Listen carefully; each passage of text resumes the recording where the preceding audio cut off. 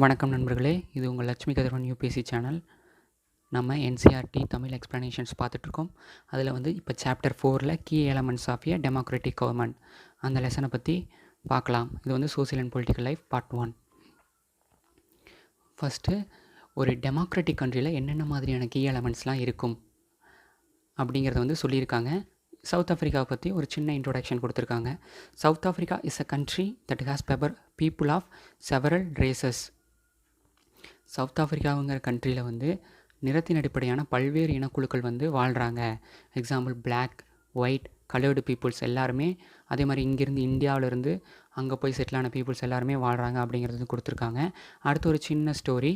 மாயா நாயுடு அப்படிங்கிற ஒரு 11 வயசு பெண் வந்து அவங்க அம்மா கூட சேர்ந்து பழைய பெட்டிகளை எல்லாம் சுத்தம் பண்ணிகிட்டு இருக்கும்போது அவங்களுக்கு ஹெக்டர் பீட்டர்சன் அப்படிங்கிற ஒரு பையனோட ஃபோட்டோ கிடச்சிருக்கு.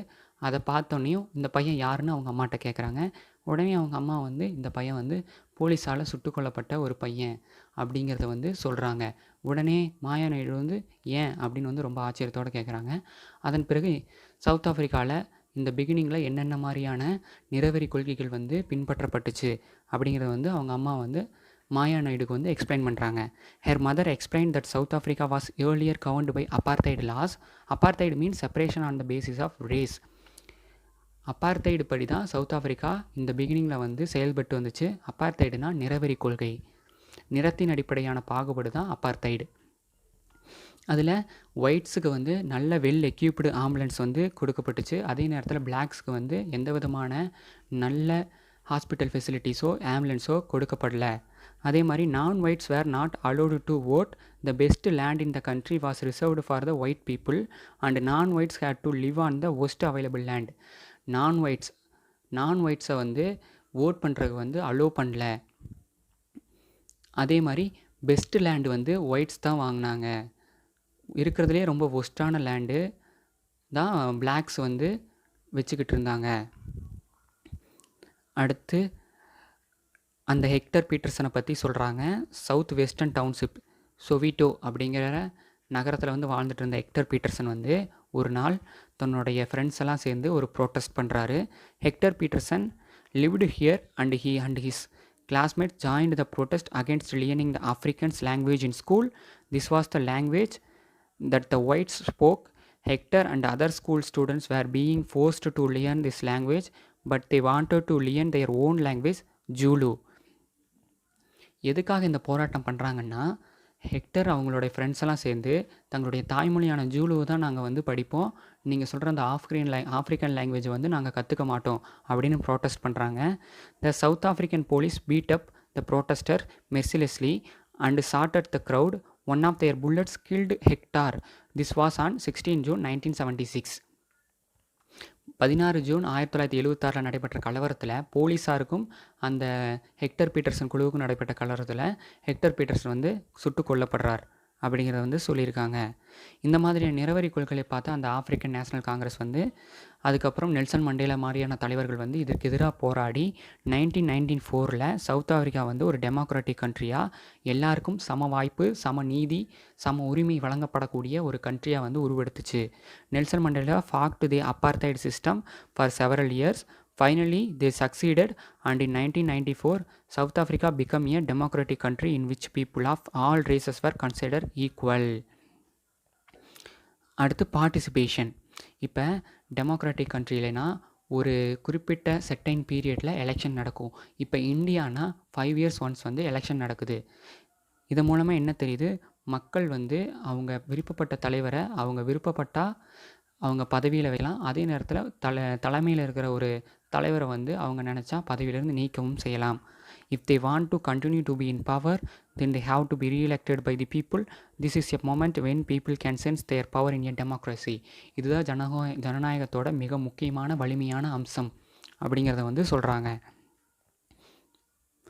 இதுக்கு ஒரு எக்ஸாம்பிள் என்ன கொடுத்துருக்காங்கன்னா, இந்தியாவில் இருந்த ஆகஸ்ட் 2005 இருந்த கவர்மெண்ட் வந்து சடன்லி அவங்களுடைய எலக்ட்ரிக்கல் சார்ஜஸ் எல்லாம் வந்து இன்க்ரீஸ் பண்ணாங்க. அவங்களுடைய முடிவை வந்து மக்கள்கிட்ட சொன்னாங்க. இந்த மக்கள் வந்து முழுசாக ஏற்றுக்கவே இல்லை. உடனே அவங்க வந்து ப்ரோட்டஸ்ட் பண்ணாங்க. ப்ரோட்டஸ்ட் பண்ணும்போது மக்களை வந்து அவங்க வந்து முடிஞ்ச அளவுக்கு அவங்களுடைய முடிவை வந்து ஏற்றுக்க சொன்னாலும் அவங்க வந்து அதை ஏற்றுக்கவே இல்லை. உடனே மக்களுக்கான முடிவை வந்து அரசு கொடுத்தாங்க அப்படிங்கிறத வந்து இங்கே ஒரு எக்ஸாம்பிளாக சொல்லியிருக்காங்க. அடுத்து இந்த மாதிரி தங்களுடைய உரிமைகளை பெறறதுக்கு பல வழிகள் இருக்குது. ரேலீஸ், தர்னாஸ், ஸ்ட்ரைக்கு, சிக்னேச்சர் கேம்பெயின் இந்த மாதிரி பல வகைகள் இருக்குது. இந்த மாதிரி விஷயங்கள் வந்து நல்லதை செஞ்சாலும் சில நியாயமற்ற வேலைகளும் இதோட சேர்ந்தே வருது அப்படிங்கிறத வந்து சொல்லியிருக்காங்க. இப்போ நமக்கு தெரியும் மீடியா பீப்புள்ஸும் நியூஸ் பேப்பரும் கூட இந்த மாதிரியான விஷயங்களை வந்து ஒரு குறிப்பிட்ட ரோல் ப்ளே பண்ணுறாங்க அப்படிங்கிறது நமக்கு தெரியும்.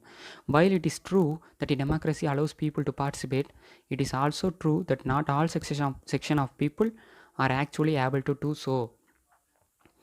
இந்த மாதிரி மக்கள் வந்து அவங்களுக்கான உரிமைகளை வந்து போராடுறதுக்கு முன் வந்தாலும் எல்லா விதமான மக்களுக்கும் இந்த வாய்ப்பு வந்து கிடைக்குதா அப்படிங்கிறத வந்து கேட்டிருக்காங்க. Members of the minority communities, Dalits, Adivasis, women and other are often able to participate in this manner. ஆனால் இந்த மாதிரி வாய்ப்புகள் வந்து எல்லாத்துக்கும் கிடைக்குது.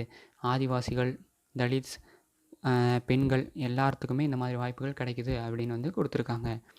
If a country's people are இது முக்கியமானது. If a country's peoples are alert and interested in how the country is run, the democratic character of the government of the country will be stronger. என்றைக்கு ஒரு நாட்டில் வாழ்கிறக்கூடிய மக்கள் வந்து government என்னெல்லாம் முடிவெடுக்குது, என்ன மாதிரி ரன் பண்ணுறாங்க அப்படிங்கிற ஒரு அவேர்னஸ் ஃபுல்லாக இருக்கோ, அதுதான் ஒரு டெமோக்ராட்டிக் கண்ட்ரியோட மிகப்பெரிய பவர். அப்போ தான் ஒரு ஜனநாயக நாடு சரியாக செயல்படுதுன்னு அர்த்தம் அப்படிங்கிறத வந்து சொல்லியிருக்காங்க. Need to resolve conflict. இப்போ அரசாங்கம்னு எடுத்துக்கிட்டிங்கன்னா அரசுக்கு இன்னும் ஒரு முக்கியமான பணி இருக்குது. என்னென்னா மக்களுக்கும் இடைப்படக்கூடிய பிரச்சனை, அப்புறம் ஒரு மாநிலத்துக்கும் இன்னொரு மாநிலத்துக்கும் இடைப்பட்ட ஒரு பிரச்சனைகள், இந்த மாதிரியான பிரச்சனைகள், மதம் சார்ந்த பிரச்சனைகள், எல்லா பிரச்சனைகளும் தீர்த்து வைக்கக்கூடிய மிக முக்கியமான பொறுப்பில் தான் அரசு இருக்குது. The government is responsible for helping to resolve conflicts. அடுத்து the government, particularly the police, play an important role in getting representatives of concerned communities to meet and try and arrive at a solution. இந்த மாதிரி ஒரு மதம் சார்ந்த பிரச்சனைகளோ ஏதோ ஒரு பிரச்சனைகள் ஏற்படும் போது அந்த இடத்துல முதல்ல வந்து ரீச் ஆகிறது போலீஸ் தான் அந்த இடத்துல வந்து உடனே ரீச் ஆகி அதுக்கான சொல்யூஷன் என்னென்னு தேட ஆரம்பிக்கிறாங்க அப்படிங்கிறத வந்து சொல்லியிருக்காங்க. இந்த இடத்துல இன்னொரு மிக முக்கியமான பிரச்சனைகளை பற்றி பேசியிருக்காங்க. Rivers too can become a source of conflict between states. A river may begin in one state, flow through the other one and end in a third. The sharing of river water between different states that the river goes through is becoming an issue of conflict. அதாவது ஒரு ஆறுனா அது ஒரு இடத்துல உருவாகி ஒரு மாநிலத்து வழியாக போய் இன்னொரு மாநிலத்தில் சேரும். அந்த மாதிரி ஆறுகள்லாம் இருக்கும்போது அந்த ஆற்றோட நீரை வந்து சரியாக அந்தந்த மாநிலத்துக்கு ஏற்ப பிரித்து கொடுக்கறதுங்கிறது ஒரு மிகப்பெரிய பிரச்சனையாக இருக்குது. இங்கே எக்ஸாம்பிளுக்கு நம்மளுடைய காவிரி பிரச்சனை தான் சொல்லியிருக்காங்க. அதாவது காவிரி வந்து கர்நாடகத்தில் இருக்கிற குடகு மலையில் உருவாகி தமிழ்நாட்டில் பாயுது. இப்போ கர்நாடகாவில் கிருஷ்ணாநகர் டேம் இருக்குது. அந்த டேமுக்கும் அதே மாதிரி நம்ம தமிழ்நாட்டில் மேட்டூர் டேம் இருக்குது. 2 டேமுக்குமே நீர் வரத்து ரொம்ப முக்கியமானது. இப்போ கர்நாடகா நீர் எடுத்து விடலைன்னா நமக்கு வந்து இங்கே இருக்கிற விவசாயிகள், டெல்டா ரீஜியனில் இருக்கிற விவசாயிகள் எல்லோருமே பாதிக்கப்படுவாங்க. இதைத்தான் இங்கே சொல்லியிருக்காங்க. இந்த பிரச்சனையை சென்ட்ரல் கவர்மெண்ட் வந்து சீக்கிரமாக தீர்த்து வைக்கணும் அப்படிங்கிறத சொல்லியிருக்காங்க. The central government has to step in and see that a fair distribution is worked out for both states. 2 மாநில விவசாயிகளுக்குமே பாதிப்பு இல்லாத வகையில் சென்ட்ரல் கவர்மெண்ட் இதுக்கு ஒரு சொல்யூஷன் ரெடி பண்ணணும் அப்படிங்கிறத வந்து சொல்லியிருக்காங்க. Next equality and justice. One of the key ideas of a democratic government is it is commitment to equality and justice. முக்கியமாக என்ன கொடுத்துருக்காங்கன்னா equality and justice are inseparable. இங்கே ஈக்குவாலிட்டினா வேறு இல்லை, ஜஸ்டிஸ்னால் வேறு இல்லை, ரெண்டுமே ஒன்று தான். நீதியும் சமத்துவம் ரெண்டுமே பிரிக்க முடியாதது, ரெண்டுமே ஒன்று தான் அப்படிங்கிறத வந்து இங்கே சொல்லியிருக்காங்க. நெக்ஸ்ட்டு அன்டச்சபிலிட்டிங்கிறது வந்து இந்த காலத்தில் வந்து பலவிதமான லாஸ் போட்டு அதை வந்து தீர்த்துட்டாங்க. அந்த பிரச்சனை வந்து இப்போதைக்கு இல்லை அப்படிங்கிறத கொடுத்துருக்காங்க. ஆனால் நமக்கு தெரியும் இப்போயும் கிராமப்புறம் மற்ற இடங்கள் எல்லா பக்கமே அந்த இது இருக்குது.